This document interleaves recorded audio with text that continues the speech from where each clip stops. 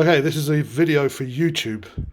For anyone who's got a problem with a Dyson DC41 or any other Hoover that makes this noise.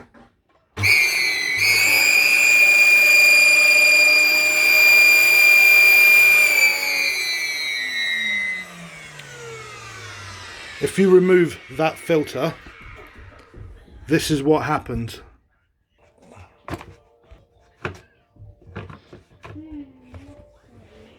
And listen again.